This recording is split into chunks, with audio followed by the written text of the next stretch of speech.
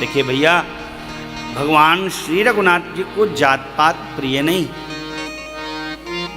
लेकिन जाति का बंधन अगर हमने आपने अब बना लिया है तो समाज की एक दायरे में हम आपको रहना ही पड़ेगा, क्योंकि ये बहुत पुरानी बात हो गई।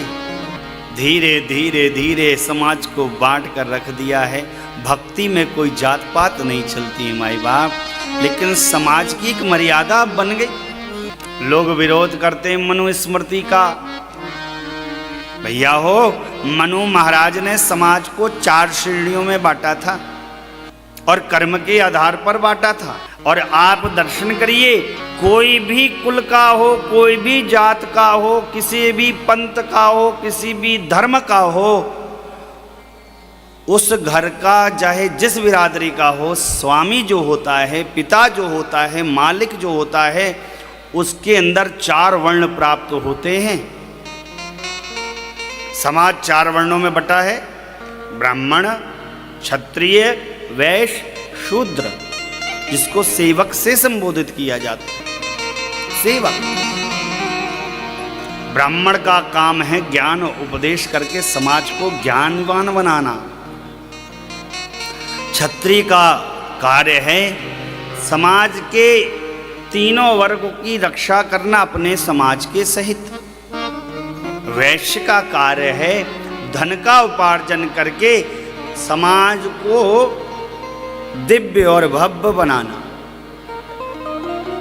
अभाव से बचाना, पोषण करना। और सेवक का कार्य है सबकी सेवा करना। पिता परिवार के सभी बालकों को, बालिकाओं को ज्ञान का उपदेश करता है ताकि परिवार में कोई गलत काम ना हो, इसलिए पिता ब्राह्मण भी होता है। पिता जब तक है अपने ऊपर चाहे जो कुछ विपदा आए, चाहे जो समस्याएं अपने ऊपर झेलता है, जब तक वो है परिवार के लोगों तक आने नहीं देता है, सबका रक्षण करता है। इसलिए पिता के अंदर क्षत्रिय गुण भी मौजूद है। मरता है, खपता है, खाता नहीं, पीता नहीं, परिवार कैसे चले इसके लिए दिन रात यत्न और प्रयत्न करता है, धन का उपार्जन करता है, परिवार का पोषण करता है। इसलिए पिता वैश्य भी है और भैया हो सबकी सेवा करता है। बच्चे ने कहा पापा जरा बैग ला दीजिए, बैग ला दिया। पापा मेरी ड्रेस नहीं चाहिए, मुझे ड्रेस ला दी, ड्रेस ला दिया। बुक चाहिए, बुक चाहिए। पत्नी ने कहा सब्जी ला दो।